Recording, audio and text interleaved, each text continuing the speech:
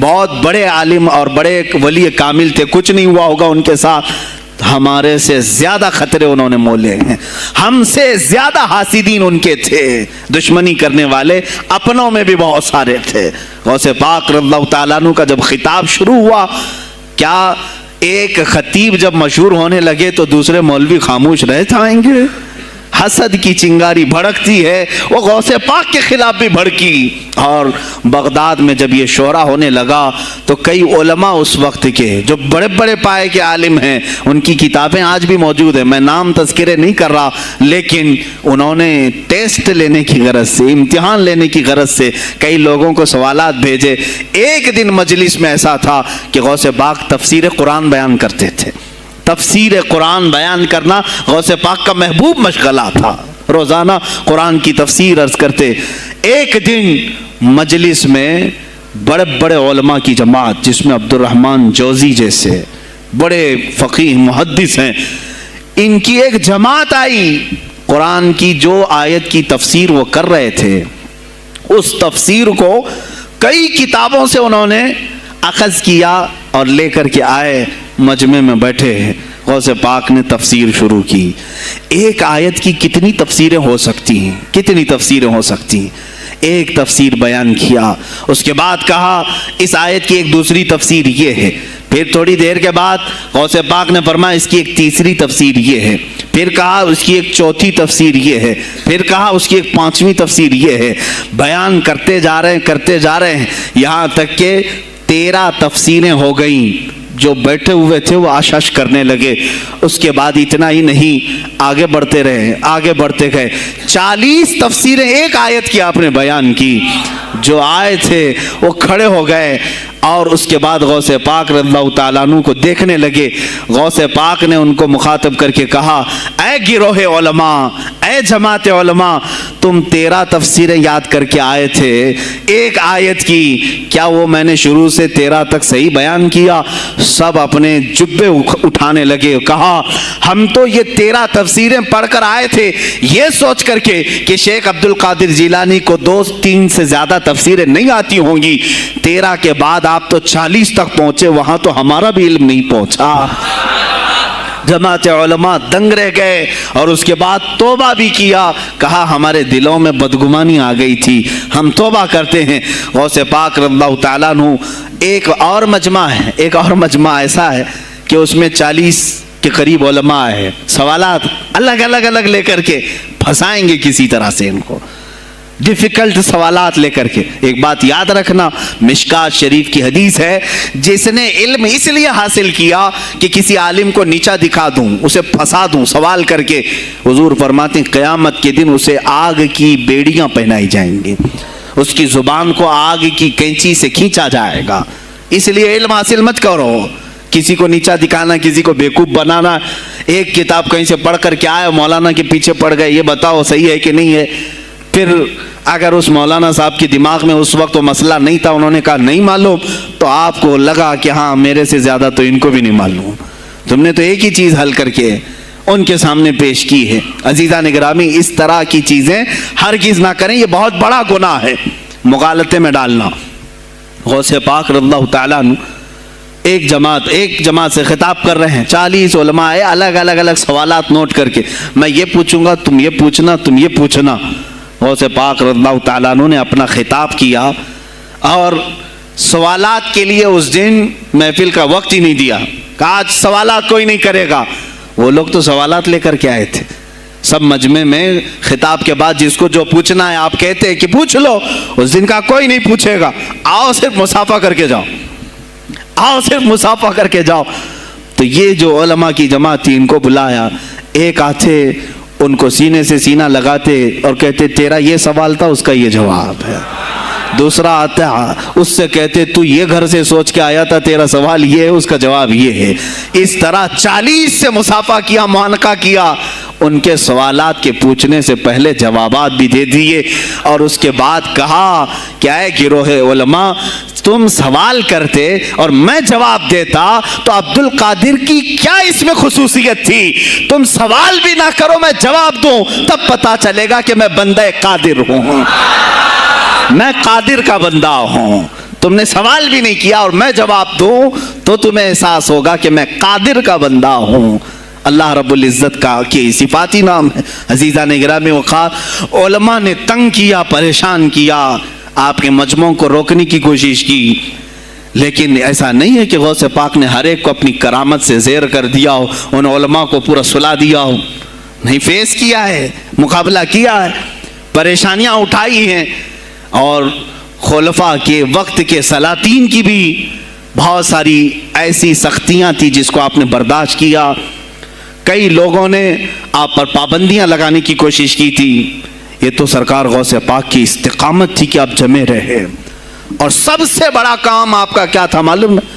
خانقاہ کے گدی نشینوں، غور سے سنو، جو غوث پاک کا نام لیتے ہیں، سرکار غوث پاک رضی اللہ تعالیٰ عنہ کی اس صفت کو میں بیان کروں تو یہ بغلیں جھانکیں گے۔ ابھی غوث پاک نے سب سے بڑا کردار کیا کیا جانتے ہیں آپ؟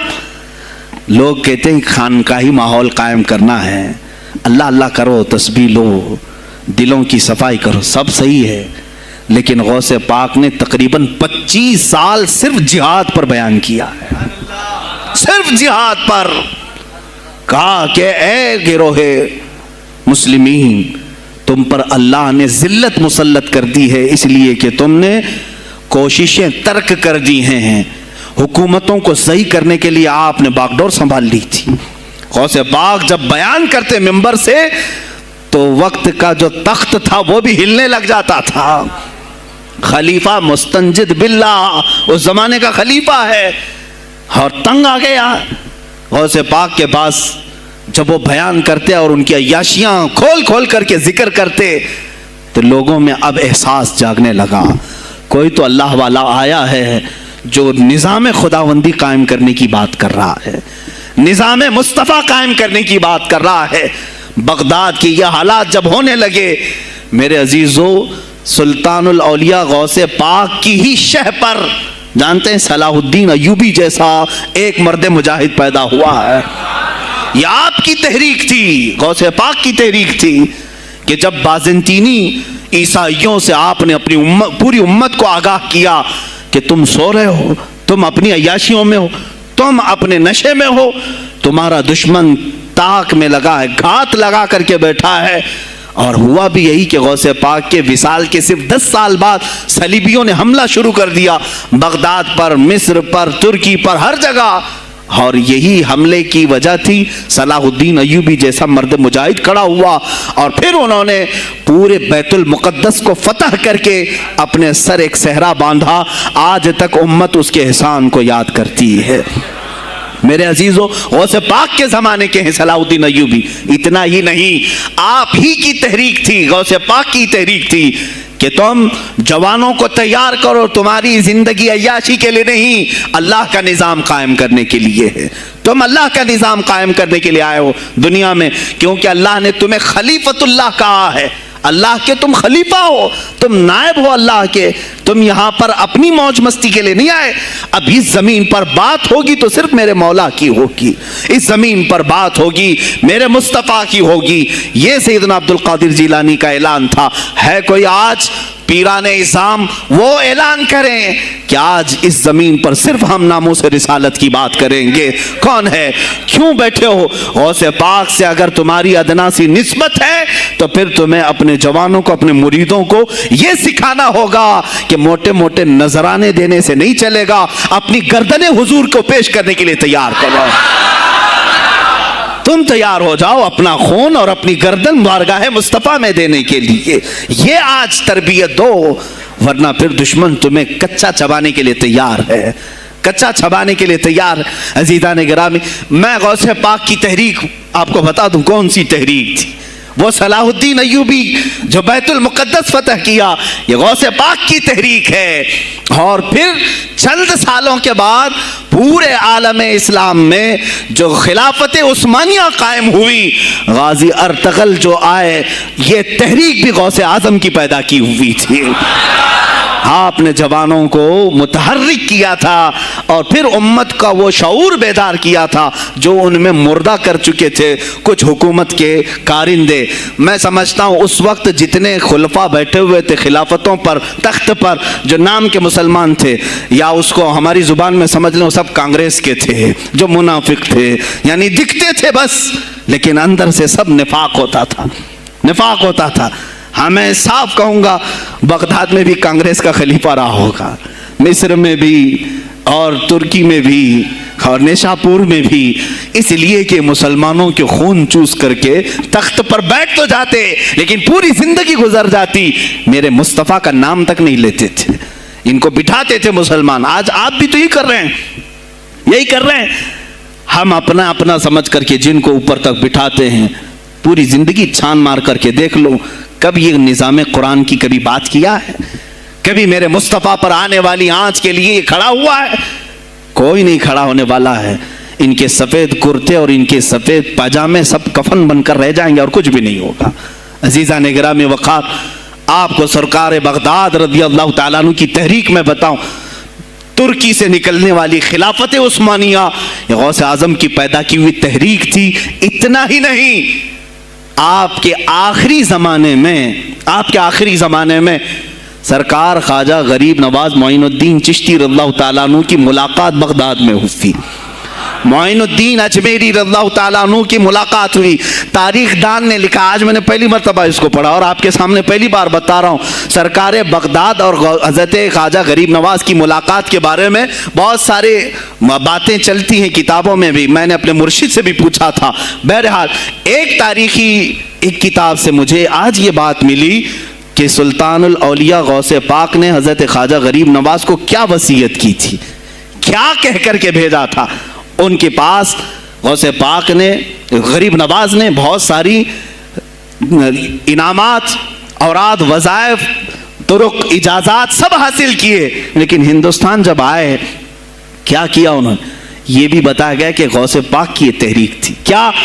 سلطان الہند سرکار غریب نواز نے شہاب الدین غوری کو بلا کر کے ہندوستان میں پرچم اسلام لہرانے کا حکم دیا تھا۔ یہ تحریک بھی سرکار غریب نواز نے لائی تھی بغداد کے ولی کامل سے۔ تم کیا سمجھتے ہو یہ اولیاء خالی مسلح لے کر کے گھومتے تھے؟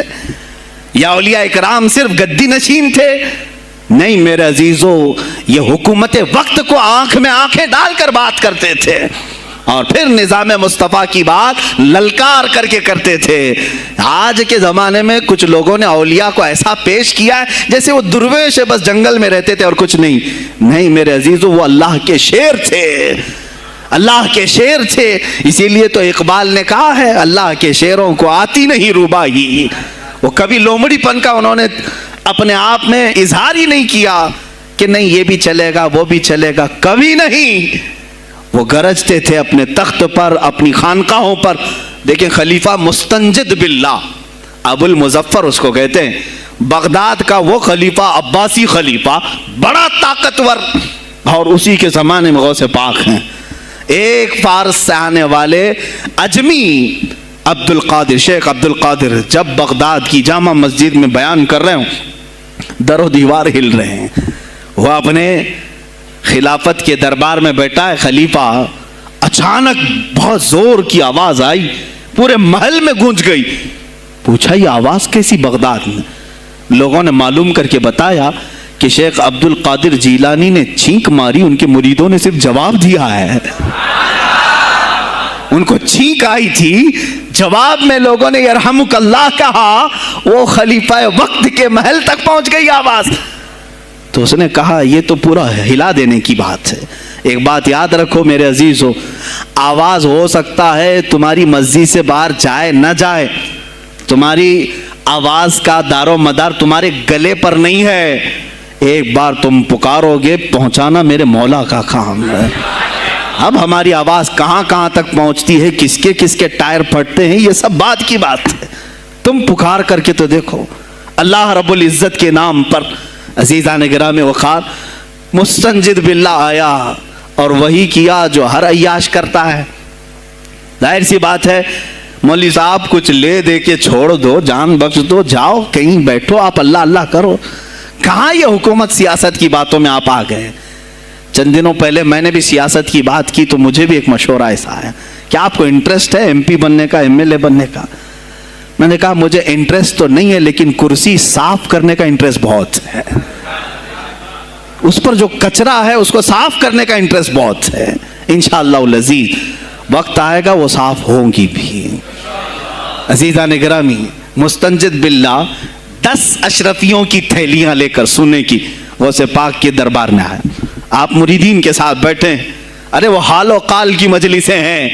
مستنجد باللہ آیا غوث پاک کی بارگاہ میں، کہا کہ یہ حضور آپ قبول کر لیں، نذرانہ ہے۔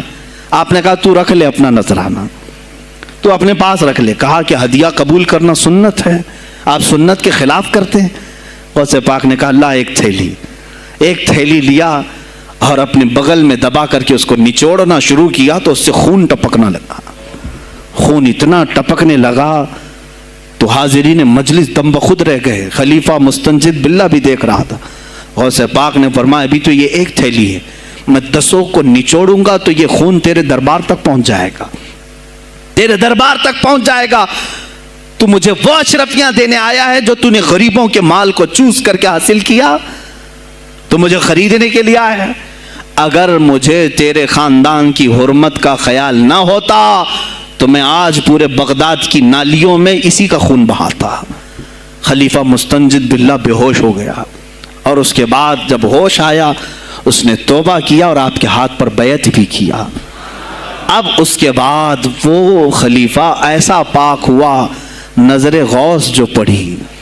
اب اس کے بعد دربار خلافت کے حالات کیا ہو گئے سنیں۔ میں آج سیاست پر بات کر رہا ہوں۔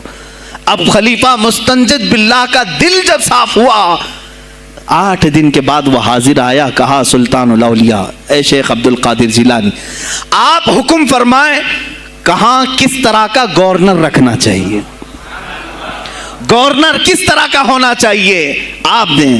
غوث پاک نے اپنے خلفاء کو حکم دیا کہ لسٹ بنائی جائے، اسلامی سلطنت میں گورنر کون ہوگا۔ لسٹ بنی، کہا وہ ہوگا جس کی تہجد قضا نہیں ہوتی، وہ گورنری پر آئے گا جو سنت رسول کو ہلکا نہیں سمجھتا ہوگا، وہ گورنری پر آئے گا جس کی نمازیں کوئی قضا باقی نہ رہی ہوں، اس لیے کہ جو اللہ کا قرضہ باقی رکھے گا وہ لوگوں کا بھی مال کھا جائے گا۔ آپ نے لکھایا نام، خلیفہ مستنجد باللہ نے آپ کے اشارے پر گورنر پورے تبدیل کر دیے۔ ہر جگہ پر ایسے لوگوں کو رکھا جو سرکار غوث پاک کے یا تو مرید تھے یا خلیفہ تھے یا شاگرد تھے، اور ان کے دلوں میں اللہ کا خوف تھا، اور وہ پورے بغداد اور آس پاس کی سلطنتوں کو سنبھالے ہوئے تھے۔ ایک وقت ایسا آیا کہ وہی چند سال پہلے جو بغداد نشے میں ڈوبا ہوا تھا، 10 سالوں کے بعد لوگ کہنے لگے کہ آج بغداد ایسا لگ رہا ہے جیسے عمر بن خطاب کا زمانہ آ گیا ہو، عمر بن خطاب کا زمانہ آیا ہو۔ تم نے تو غوث پاک کی 11ویں کھائی ہے نا، اصلاح حکومت ان سے نہیں سیکھا، وہ آئے تھے نظام تبدیل کرنے کے لیے۔ آج میں علماء سے بھی یہی کہوں گا، تم حق بات تو پہنچاؤ قوم تک۔ آج حالات ایسے ہیں میرے عزیزوں، ڈر اور خوف ان کے سینوں پر طاری ہوا۔ کس بات سے ڈرتے ہو؟ کیا تم نے اللہ کی ذات پر ایمان نہیں لائے؟ یہ نہیں کہتے ہو موت و حیات اللہ کے ہاتھ ہے، رزق اللہ کے ہاتھ ہے، پھر ڈرتے حکومت وقت سے کیوں؟ مجھے ابھی چند دنوں پہلے ایک میسج یہ بھی آیا تھا کہ حضرت آپ تو پاکستان کے علامہ خادم حسین کی تعزیت پر بیان کر رہے ہو، آپ دیکھ نہیں رہے یہاں کا ماحول کیسا ہے؟ عزیزان گرامی، اس دن مجھے افسوس اس بات پر ہوا، سوال پر، ہائے افسوس، اس قدر تمہارے ضمیر مردہ ہو گئے، اس قدر تم بزدل ہو گئے، لاکھوں لوگوں کے دلوں میں شمع عشق مصطفیٰ جگانے والے پر تمہاری زبان بند ہے، تمہاری زبان بند ہے۔ میں نے صرف ایک جملہ کہا، کوئی فرق نہیں پڑتا، میں اس ملک میں رہ رہا ہوں جہاں کا پرائم منسٹر ایک سور خبیث فرانس کے صدر کے لیے ٹویٹ کر سکتا ہے، تو میں پڑوسی ملک کی کسی عاشق رسول کی تعزیت کیوں نہیں کر سکتا؟ کیوں نہیں تعزیت کر سکتا؟ اگر تجھے اگر ہندوستان کی تخت پر بیٹھنے والے کو فرانس کے صدر سے کوئی دلی عشق ہے، محبت ہے، تم اس کی معشوقہ ہو یا محبوبہ ہو، مجھے فرق نہیں پڑتا، لیکن اتنا ضرور ہے عاشق رسول مشرق میں ہو، شمال میں ہو، جنوب میں ہو، مغرب میں ہو، جب اس کی روح جائے گی تو ہماری بھی روح تڑپے گی۔ ہماری ڈور بندھی ہوئی ہے مدینۃ الرسول سے۔ میرے آقا صلی اللہ علیہ وسلم کی جو بات کرے گا وہ پھر کسی بھی ملک کا باشندہ ہو۔ تم کہتے ہو تعزیت کے لیے، ارے میرے عزیز، اگر میں سامنے ہوتا تو اس کے قدموں کی خاک میں اپنے امامے پر رکھتا۔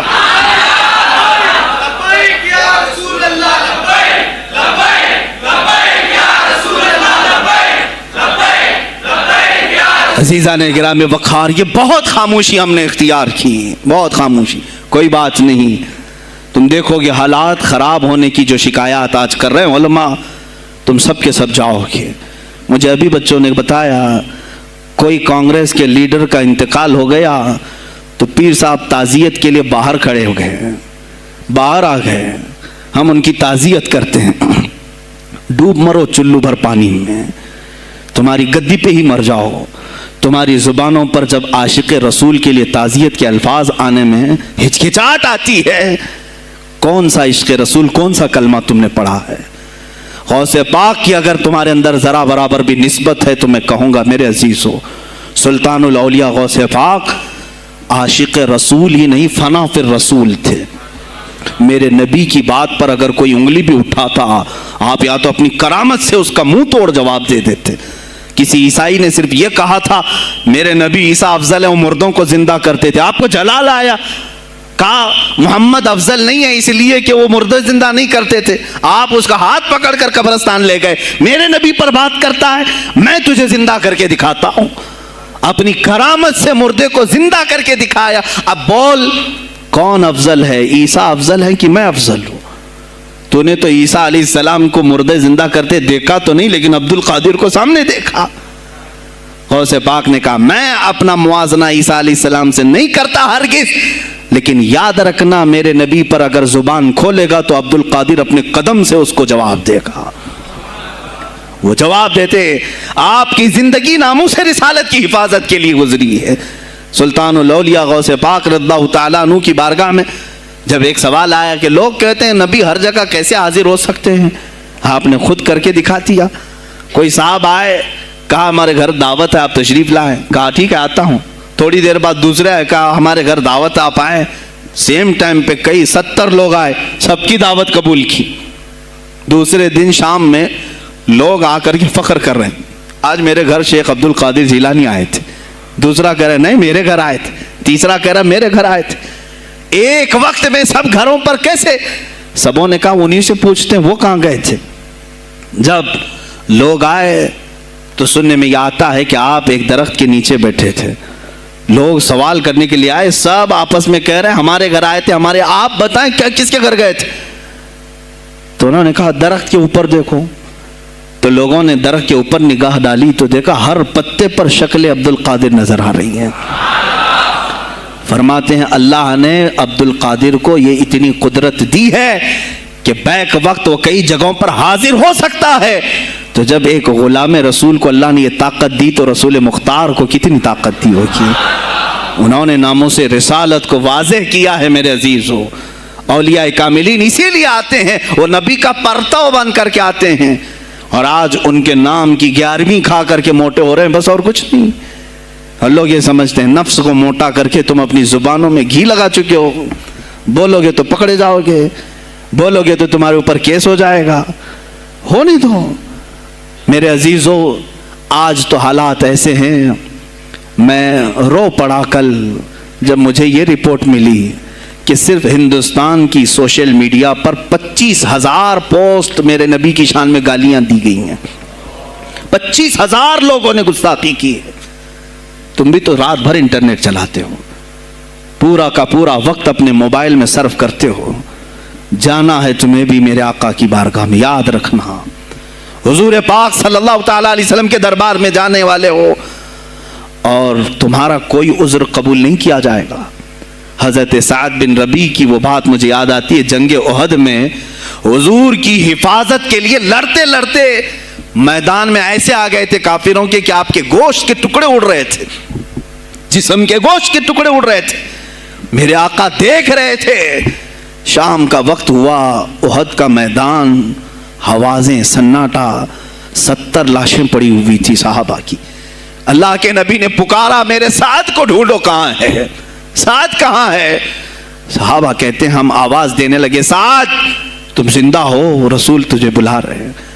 حضرت سعد بن ربیع 7 لاشوں کے نیچے دبے ہوئے تھے اور سانسیں بھی چل رہی تھی، سانسیں چل رہی تھی.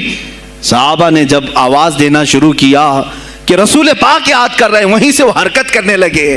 اندر سے آواز دی، اے جوانوں سعد زندہ ہے، میں یہاں لاشوں کے نیچے دبا ہوا ہوں. ہٹائی گئی لاشیں تو دیکھا ان کے جسم میں کچھ بچا ہی نہیں تھا، کچھ نہیں تھا، سب پھٹ چکا ہے. پیٹ کو تک چاک کیا گیا ہے، سانسیں باقی. سعد بن ربیع کہتے ہیں اے صحابہ شاید میں رسول اللہ تک نہیں پہنچ پاؤں گا، حضور اونچے ٹیلے پر بیٹھے ہوئے ہیں، شاید نہیں پہنچ پاؤں گا، میرا سلام میرے نبی تک پہنچا دینا، حضور تک پہنچا دینا. لیکن آنے والوں کو کیا کہا جانتے ہیں؟ میں اے جوانوں تم سب سے کہوں گا آج کے حالات میں. سعد ابن ابی ربیع کہتے ہیں اے صحابہ میں تو جا رہا ہوں، میری آخری سانسیں ہیں، لیکن اگر تمہاری آنکھیں چمکتی رہی، تمہارے جسموں میں جان باقی رہی، اور میرے نبی پر اگر کسی نے انگلی اٹھائی اور گالی دی، میں قیامت کے دن اسے نہیں چھوڑوں گا. اور یاد رکھنا اللہ کی بارگاہ میں تمہارا کوئی عذر قبول نہیں کیا جائے گا اگر تمہارے جیتے جی تمہارے نبی کی ذات پر کسی نے کیچڑ اچھالا. حضرت سعد ربیع اتنا کہہ کر کے انتقال ہو گئے، وہ حضور تک پہنچائے بھی نہیں جا سکے.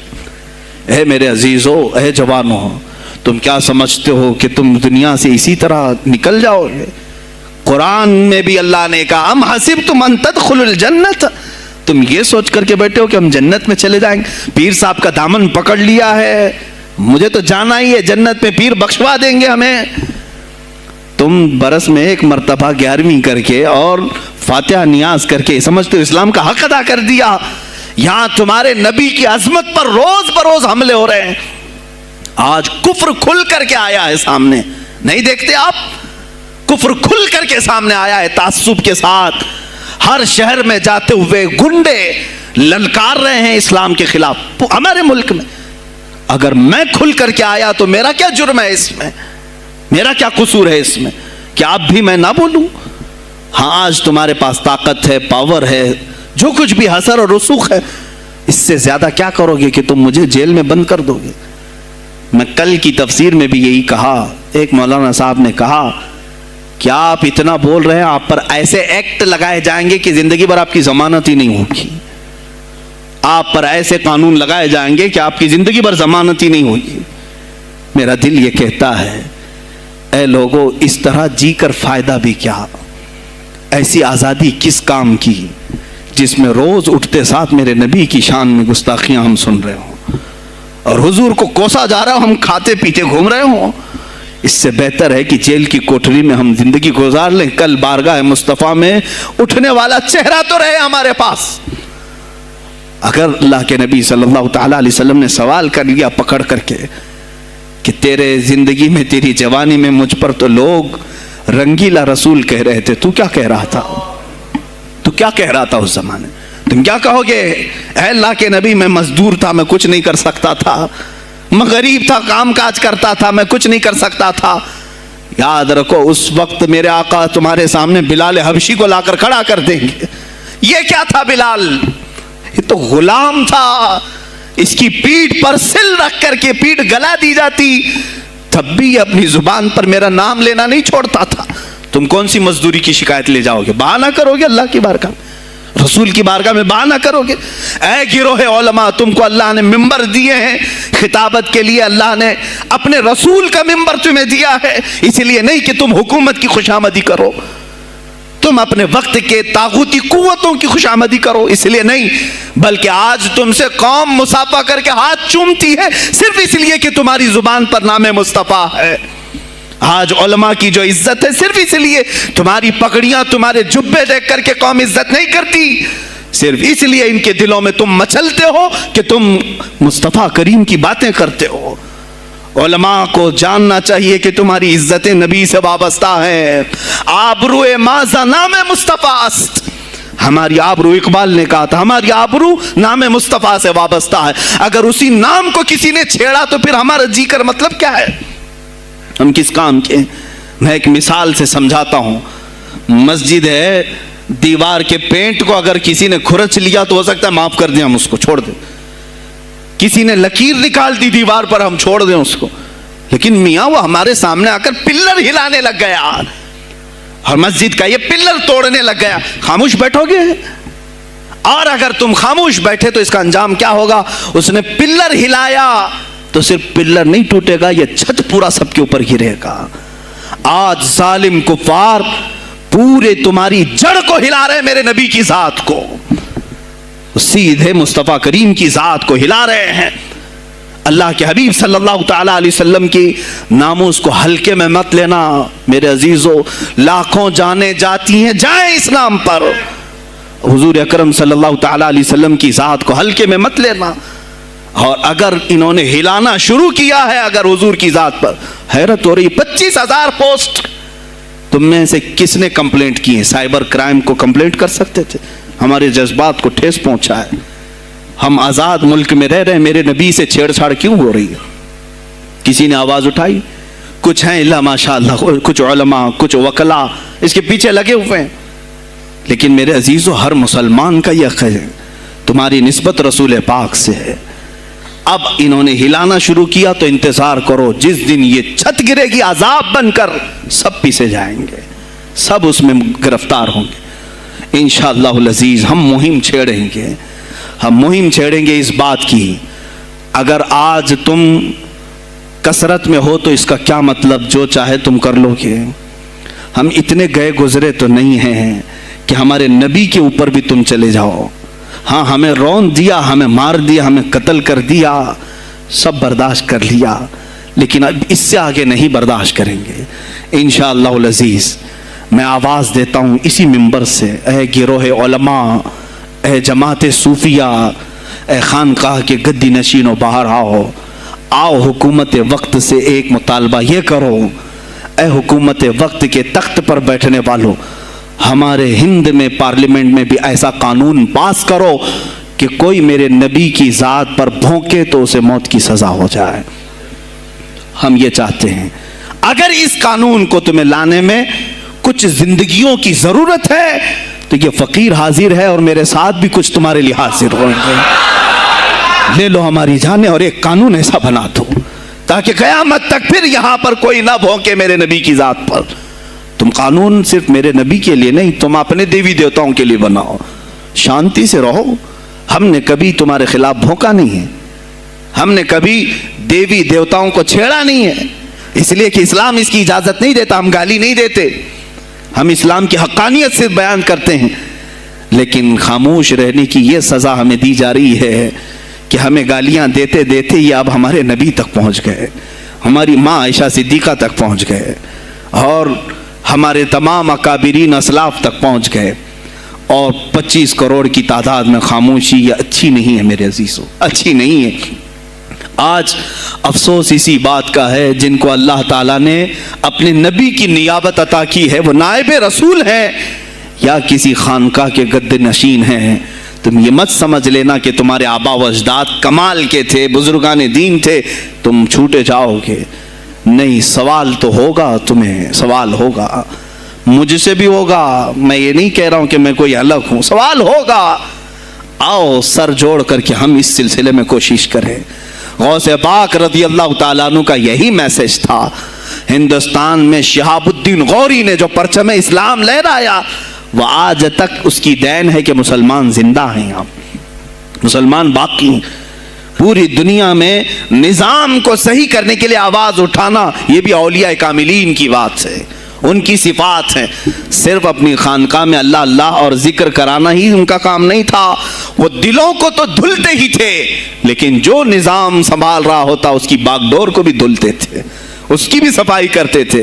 تو اللہ کا ڈر رکھنے والا کرسیوں پر آئے، جو کسی کا خون چوسنے والا نہ آئے.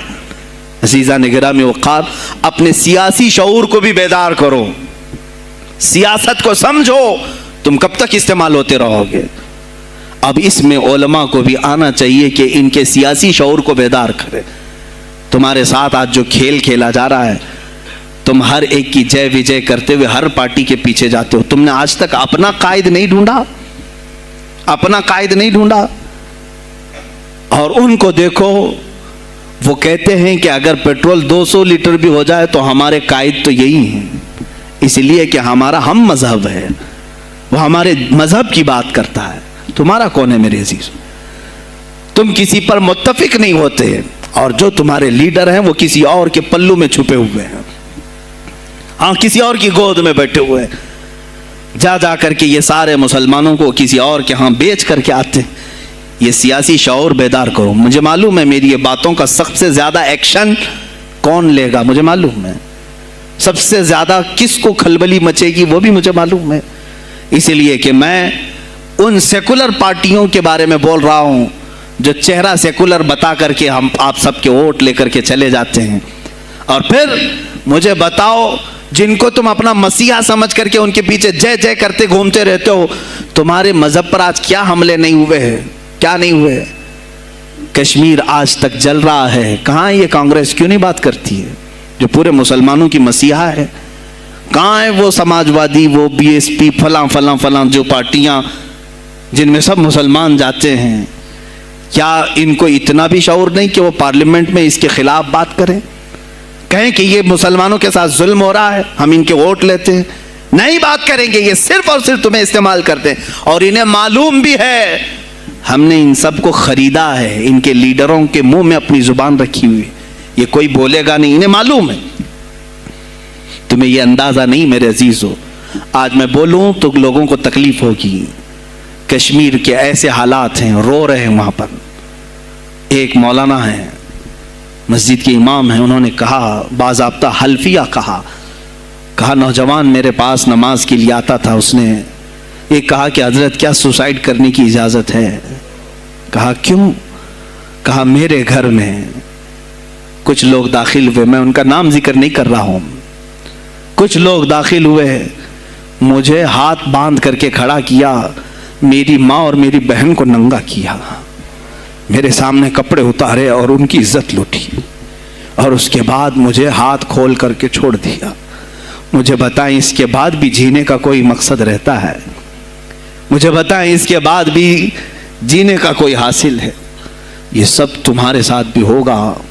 جہاں میجورٹی ان کی مسلمانوں کی تھی وہاں یہ ننگا ناچ کر کے دکھایا ہے، تو یہاں تو تم بہت قلت میں ہو، تمہارے ساتھ بہت کچھ ہو سکتے ہیں، اب بھی اگر خاموش رہے۔ اسی لیے میں بار بار کہتا ہوں، اٹھو وہ گھر نہ حشر نہ ہوگا پھر کبھی، دوڑو کہ زمانہ چال اپنی چل گیا۔ تم اپنی سیاست کو منتخب کرو، تم اپنی قیادت کو منتخب کرو، اور اگر ابھی بھی سیاسی لاشعوری کی زندگی گزارتے رہو گے، لقمے بنتے چلے جاؤ گے، یہ کھاتے چلے جائیں گے۔ بات میں سلطان الاولیاء غوث پاک کی کر رہا تھا، لیکن مجھے یہ حالات پر گفتگو ضرور کرنی ہے، اس لیے کہ مجھے معلوم نہیں ہے کہ میری زبان پر کب تالے لگائے جائیں گے یا میری گردن پر کب چھری پھیری جائے گی، مجھے اس کا اندازہ نہیں۔ لیکن اے مسلمانوں، تم میری ذات سے الجھتے ہو تو الجھ جاؤ، مجھے اگر بلیم کرتے ہو، تانے مارتے ہو تو مار لو۔ چند دنوں کی بات ہے، جب تک میری سانسیں چل رہی ہیں تب تک مجھے گالیاں دو گے، لیکن جس دن میں بھی دنیا سے جاؤں گا اس دن تم ہماری باتیں یاد رکھو گے، اس دن یاد کرو گے۔ مجھے اپنے بچوں کو یہی بتانا ہے کہ اب وہ دور آیا ہے جہاں ممبروں سے بھی بولنے میں اب گھبراہٹ ہے، لوگ اپنے خوف کے مارے ایسے ہیں کہ اپنی روزی روٹی کے چکر میں میرے مصطفیٰ کی گالیاں سننا برداشت کر رہے ہیں۔ دیتا ہے دینے دو نا، ہمارا کیا بگڑتا ہے؟ اس پوزیشن میں تم آئے ہو آج، تمہارا امام جب اتنا بزدل ہے تو تمہارے دلوں میں کون سا ایمان باقی رہ جائے گا؟ اس لیے شعور پیدا کرو۔ اگر اولیاء کی نسبت تمہارے دل میں ذرا برابر بھی باقی ہے تو اٹھو میرے عزیزو، آپ قیامت کے دن جواب دہ ہوں گے میرے نبی صلی اللہ تعالیٰ علیہ وسلم کی عظمت پر۔ آج جو حملے ہو رہے ہیں یہ ہماری زندگی کا سب سے بڑا ایشو ہے۔ آج مطالبے کرو، مانگو تو کس چیز کو مانگو؟ بس یہ ہے کہ میری نبی کی عزت سلامت رہے, مجھے دنیا میں اور کچھ نہیں چاہیے. اتنا مطالبہ تو کر سکتے ہو, اتنا مطالبہ کرو, اور پھر دیکھو میرے مصطفیٰ کی طرف سے انعام کیا ملے گا, اللہ کی طرف سے انعام کیا ملے گا. ارے وہ مرد قلندر جو پاکستان میں ابھی شہید ہوا, کس بات کا اعلان کرتا تھا, کس کو پکارتا تھا, کس کو للکارتا تھا؟ صرف یہی تو بات کرتا تھا کہ تاجدار ختم نبوت, اور میدان میں معذوری کے ساتھ بھی آ کر کہتا تھا لبیک یا رسول اللہ, اے اللہ کے رسول میں حاضر ہوں, میں حاضر ہوں, اپنی جان لے کر آیا ہوں. اور تم یاد رکھنا تمہاری ٹانگیں تو سلامت ہے, کل بروز قیامت ہو سکتا ہے تمہارا سامنا اس خادم حسین سے ہو, تمہاری ٹانگیں دیکھ کر کے پوچھی جائیں گی. معذور ہونے کے بعد جب کوئی میدان میں میرے نبی کی عظمت پر پہرا دینے کے لیے آ سکتا ہے تو تم نے اپنی ٹانگیں کس کام کے لیے رکھی تھی؟ میرے عزیزوں, میں نے جتنی طاقت مجھے اللہ نے دی میں بول رہا ہوں, اب اس کے بعد کا محاذ تمہیں سنبھالنا ہے, آگے کی ہماری فکروں کو تمہیں لے جانا ہے. شاید اس زمانے میں ہم جی رہے ہیں جہاں اتنی آزادی نہیں ہوگی, چھوٹی سی بات کو آج بہت بڑا بنا کر کے اسے ختم کیا جاتا ہے. لیکن مجھے اندازہ ہے اس بات کا, ہندوستان کی آزادی میں بھی میرے اکابرین میں 30,000 علماء نے اپنی جانیں دی ہیں. کشمیر سے لے کر دلی تک ہر درخت پر ایک عالم کی لاش لٹکی ہوئی تھی. ان کی جانیں, ان کی قربانیاں رائے گاہ نہیں گئیں. 70 سال سے ہم مزے لے رہے ہیں, ان کی قربانیاں ہیں یہ. علامہ فضل حق خیر آبادی کو انڈمان نکوبار پوری زندگی کے لیے قید کر کے ختم کر دیا گیا, مزار بھی وہیں پر ہے آج. تو آج مجھے اندازہ ہے اگر میں نے اس بات کی شروعات کی ہے, ہو سکتا ہے یہ جو کچھ بھی ہمارے ساتھ کریں, لیکن مجھے میرے رب ذوالجلال کی ذات پر یقین ہے. میں یہی کہوں گا, اے اللہ, اگر ہمارے مقدر میں شہادت ہے تو اس سے بہتر کوئی اور موت ہے نہیں. اے رب ذوالجلال, اس حالت میں دنیا سے اٹھا جب تو ہم سے راضی ہو. اگر تو نے ہمارے لیے ایک لمحے کے لیے بھی ناراضی ہے, مولا پھر ہمیں مہلت دے دے کہ تجھے راضی کر کے جائے, تجھے راضی کر کے جائے. میرے مصطفیٰ صلی اللہ تعالیٰ علیہ وسلم کو قبر میں ہمیں دیکھنا ہے, اس لیے ہم قبر میں جا رہے ہیں, لیکن اس حال میں دنیا سے جائیں کہ ان کی عظمت پر کچھ بول تو سکیں, ان کی ناموس پہ کچھ کر تو سکیں. عزیزان گرامی, سلطان الاولیاء شہنشاہ بغداد رضی اللہ تعالیٰ عنہ کی ذات پر جو ان کی کرامات ہیں وہ ساری چیزیں پھر کبھی میں ذکر کروں گا. آج اسی پر میں اختتام کرتا ہوں. اسی پر جیو اور اسی پر مرو, انہیں جانا انہیں مانا, نہ رکھا غیر سے کھا. للہ الحمد, میں دنیا سے مسلمان گیا, آج لے ان کی پناہ, آج مدد مانگ ان سے, پھر نہ مانیں گے قیامت میں اگر مان گیا. اس لیے کہ رسول پاک صلی اللہ تعالیٰ علیہ وسلم کے سوا کوئی اس قیامت کے میدان میں تمہارا دستگیر نہیں ہے. جب تک وہ تیری سفارش نہ کریں, اللہ بھی تجھ سے کلام کرنے والا نہیں ہے.